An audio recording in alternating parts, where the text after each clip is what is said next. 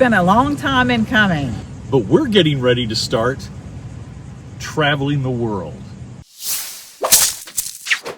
Hi, this is Mark and Pam with Any Way You Travel. You know, we never thought we could be world travelers. We always wanted to travel. We both love traveling, but we never thought we could do it. But now we're on the verge of something wonderful.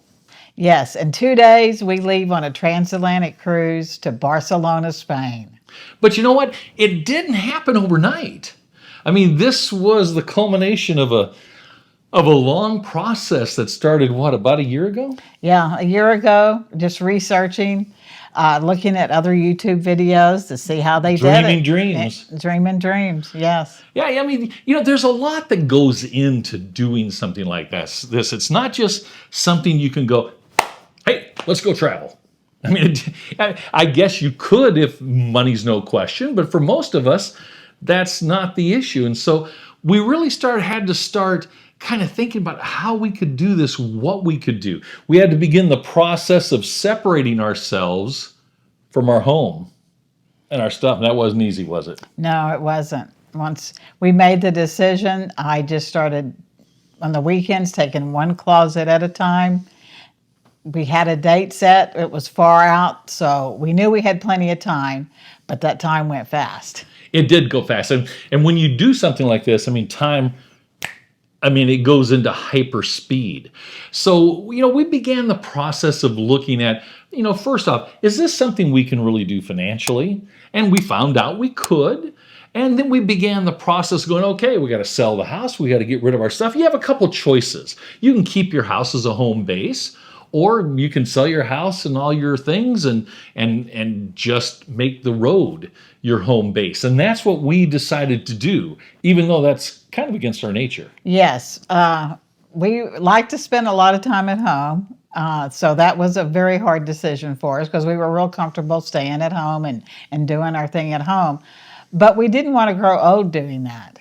That's right. The prospect of growing old just sitting around did not work for us. And so we began the emotional journey of separating ourselves from our home and our stuff. We began to talk to our family. And, at first they kind of thought we were crazy. Yeah, they did. They're going to do what? But as we talked to them more and more, they became okay with it. They got excited and they really embraced it. And of course, then you have to start the whole process of putting together a plan. Where do you want to travel? How much can you spend? Can you do it? And Pam, being the logistical kind of detailed person, well, you kind of took that on, didn't you? Yes, I did. I set a date of when we wanted to launch, and then I worked backwards from that. And we began to look at places that we wanted to go, and we joined a lot of groups on Facebook. Now, here's the thing, folks. You can join a lot of groups on Facebook, but don't take everything that everybody says there as gospel truth. Just use it as a guideline. Use it as a basic premise of, okay, that's some good information to tuck away, but don't be afraid to do you as you travel and go to the places you want to go to. Exactly. You got to find out what's right for you, what budget's right for you, how fast you want to travel or how slow you want to travel, and where do you want to go, and how long do you want to stay in that area, and then move on to another area. And so once we worked through all of this stuff, we decided, you know what? We've worked through the emotional aspect of selling our home and separating ourselves from our stuff. We got used to the idea mentally that we'd be living out of 2 suitcases and 2 backpacks. And once we did that, we decided, you know what, we're going to start this on a different level. We're going to travel the U.S. for 4 months, but there was a good reason for that.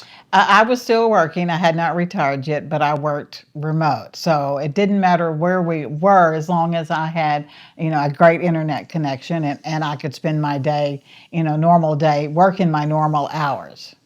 So we did that for 4 months and it flew by. It did. It flew by.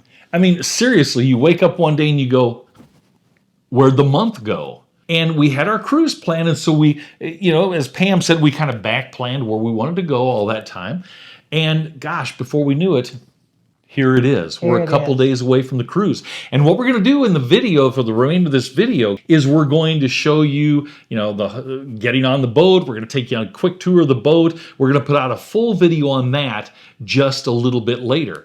But here's the thing. If you want to follow our travels, go to our website, anywayoutravel.com, and click on the blog, and there's blog entries that we have that kind of keep you updated where we've been, kind of some of our personal reflections. There's also a page for our travel essentials, neat things for us to use that are, budget conscious, but yet also get the job done. You'll find it there on our travel essentials. There's a link down below that you can follow for that. But what do you say we take off and we go get on the ship? We chose an earlier boarding time because we just thought it would be easier, maybe less people. And I got to tell you, the entire boarding process was very efficient and very fast. We got through the terminal, security and everything in probably about 15 minutes, and we were on the gangway heading toward the ship. This is the view from our stateroom. We'll be showing you that in our full video on the ship coming up in a couple weeks. The original cruise ship Mardi Gras was launched in 1960 as the Empress of Canada for the Canadian Pacific Line. But in 1972, Carnival Cruise Line bought the ship and renamed it Mardi Gras, and it became the very first ship in Carnival's fleet. Now, she had kind of a rough start as a Carnival cruise ship. On her inaugural voyage, she ran aground near Miami. But she was later refloated, and despite the rough start, the Mardi Gras kicked off Carnival's reputation for fun, affordable cruising. The original Mardi Gras sailed for Carnival until 1993, after which she was sold and eventually scrapped in 2003. In 2021, Carnival introduced a brand new Mardi Gras and named it that in honor of the original vessel. Now, the modern Mardi Gras is one of the largest ships in the fleet. It's part of Carnival's XL class.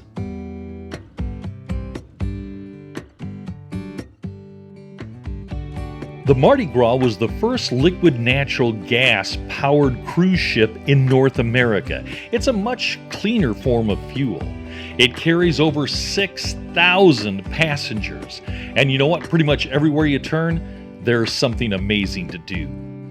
Okay, that just kind of gives you a thumbnail sketch of the ship and what it has to offer. In a couple of weeks, we'll release a full video of the ship and everything that it has to offer. So make sure you hit the subscribe button below, hit the thumbs up so YouTube knows to spread it to more travelers, and hit the notification bell so you can always travel with us. This is Mark and Pam. With Any Way You Travel. Happy travels.